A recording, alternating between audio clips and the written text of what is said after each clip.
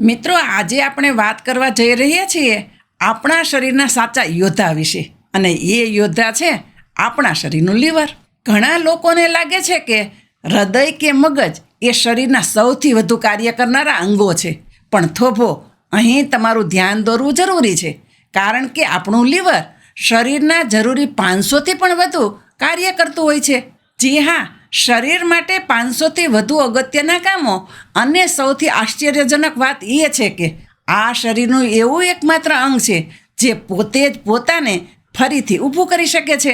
જો લીવરનો 75% હિસ્સો કાપી નાખવામાં આવે અથવા તો ખરાબ થઈ જાય તો પણ આ યોદ્ધા પોતાને ફરીથી નવું બનાવી શકે છે. તો મિત્રો, આજના વિડીયોમાં આપણે જાણીશું લીવર શરીરમાં કામ કઈ રીતે કરે છે, લીવરમાં તકલીફો શા માટે થાય છે, લીવર ખરાબ થાય તો લક્ષણો શું જોવા મળે, અને કેવી રીતે આપણે લીવરને આખી જિંદગી માટે સ્વસ્થ રાખી શકીએ.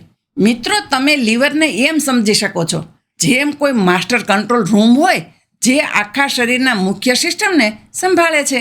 લીવરનું સૌથી મહત્વનું કાર્ય છે તમે જે ખોરાક ખાઓ છો એમાંથી પોષક તત્વો ગ્રહણ કરીને એને એનર્જી એટલે કે તાકાતમાં બદલે છે. શરીરને જો તાત્કાલિક એની જરૂર ન હોય તો લીવર એ તાકાતને સંગ્રહ કરે છે, જેથી જરૂર પડે ત્યારે ફરી ઉપયોગમાં લઈ શકાય. બીજું મહત્વનું કાર્ય છે ડિટોક્સિફિકેશન.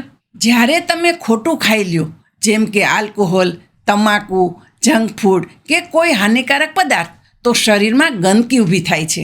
ત્યારે તમારું લીવર એક ફિલ્ટર તરીકે કામ કરે છે લોહીમાંથી આ ઝેરી તત્વોને દૂર કરવા માટે. પણ જો લીવર ધીમું પડી જાય કે નુકસાન પામે તો આ ગંદકી શરીરમાં જામતી જાય અને અનેક ગંભીર તકલીફો ઊભી થઈ શકે છે. પછી આવે છે વાત બાઇલ પ્રોડક્શનની. બાઇલ એ એક પ્રકારનું પાચક રસ છે જે ફેટના પાચન માટે ખૂબ જ જરૂરી છે. તમે પિત્તરસનું નામ તો સાંભળ્યું જ હશે, એ બાઇલ જ છે. અને જ્યારે પિત્તાશયમાં પથરી થાય એને પિત્તની પથરી કહે છે. તો લીવરનું કામ બાઇલ બનાવવાનું ફેટવાળા ખોરાકના પાચન માટે અતિ આવશ્યક છે. તે બાઇલ જ છે જે ફેટને નાના નાના ભાગોમાં તોડી નાખે છે અને એના પરિણામે ફેટમાંથી પોષક તત્વો આપણા શરીર દ્વારા સરળતાથી શોષાઈ શકે છે. પણ જો લીવર બાઇલ પૂરતી માત્રામાં ન બનાવી શકે તો ફેટનું પાચન યોગ્ય રીતે નહીં થઈ શકે અને પરિણામે અપચો, ગેસ અને ભારે લાગણી જેવી તકલીફો ઊભી થઈ શકે છે. અત્યાર સુધી તમે જોઈ લીધું કે લીવર એ પાચન તંત્રમાં કેટલી મોટી ભાગીદારી ભજવે છે, પરંતુ આ તો શરૂઆત છે.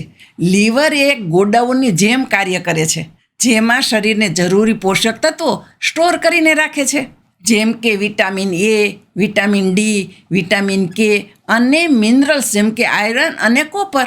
શરીરને જ્યારે પણ આ તત્વોની જરૂર પડે, લીવર એ સ્ટોકમાંથી એ તત્વો છોડે છે, બિલકુલ ઓફિસમાં બેઠેલા સંચાલકની જેમ.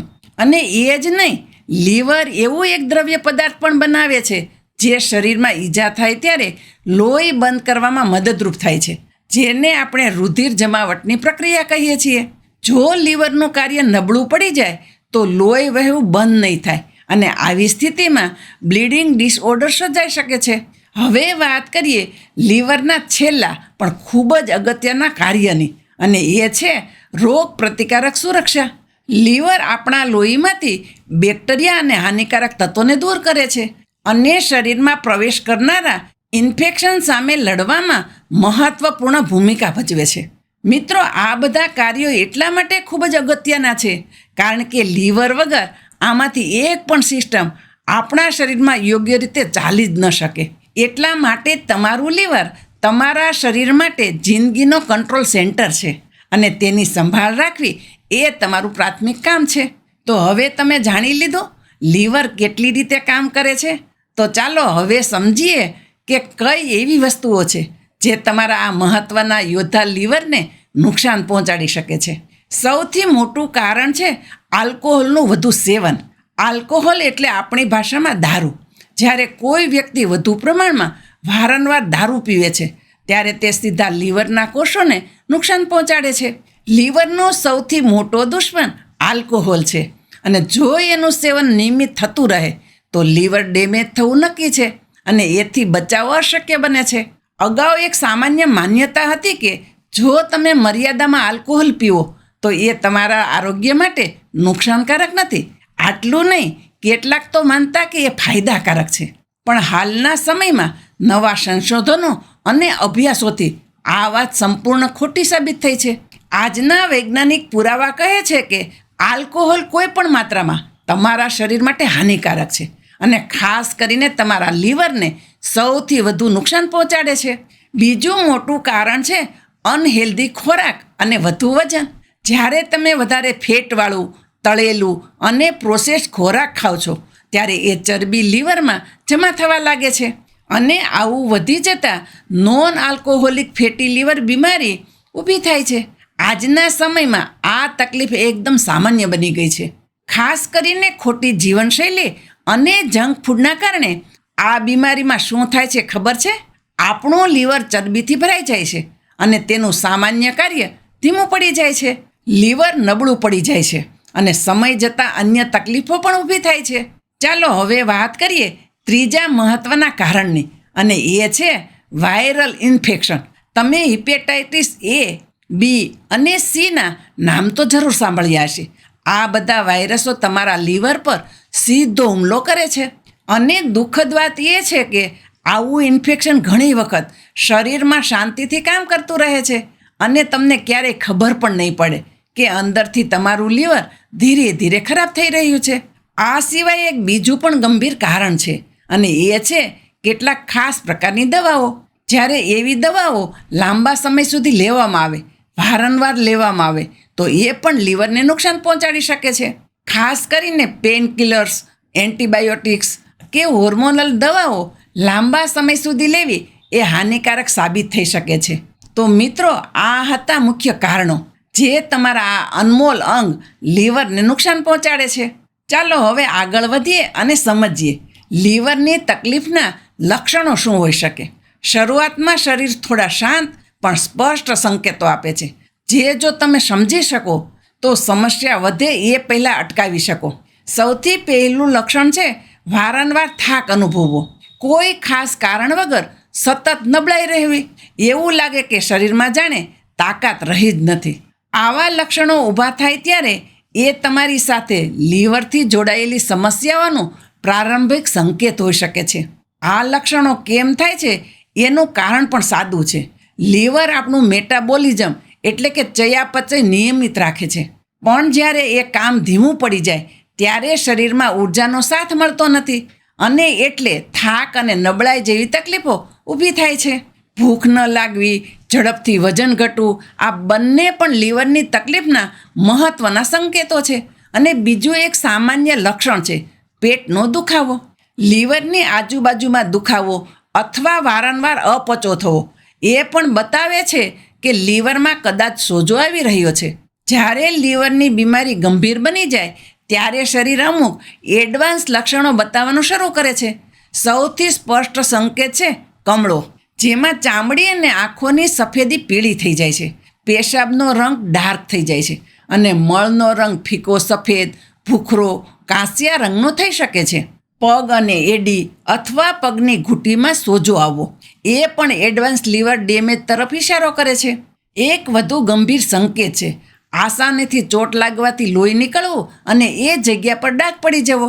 મિત્રો, મેં પહેલાં પણ જણાવ્યું કે લીવર લોહી જમાવવામાં મદદ કરે છે, પણ જો લીવર યોગ્ય રીતે કાર્ય ન કરે તો હળવી ચોટ પર પણ વધારે લોહી વહી શકે છે અને તે સામાન્યથી વધુ સમય સુધી ચાલુ રહી શકે છે.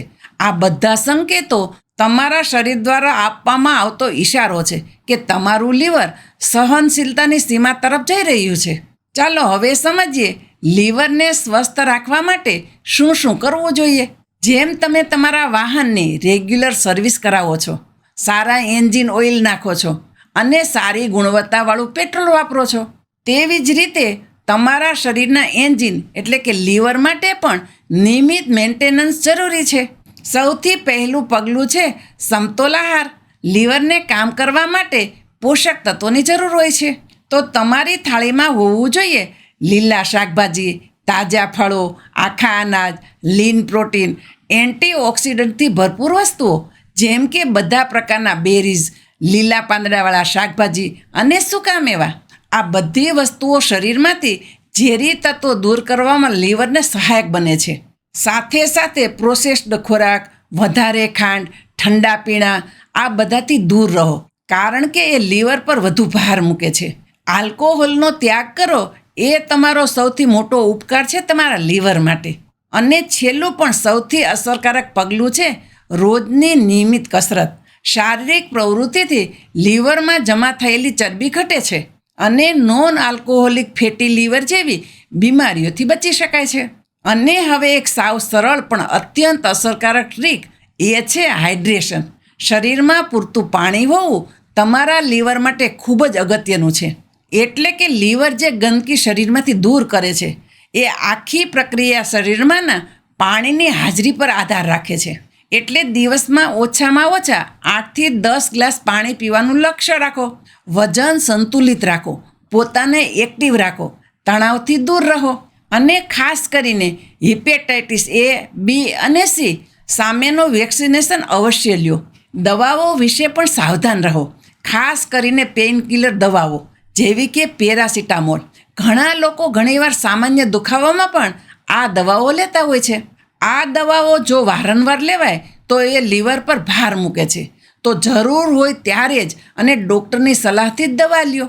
મિત્રો, તમારા લીવરને સ્વસ્થ રાખવું મુશ્કેલ નથી. જો તમે આજની વાતમાં જણાવેલી આ સરળ આદતો અપનાવશો તો તમારું લીવર આપમેળે તંદુરસ્ત અને મજબૂત બની રહેશે.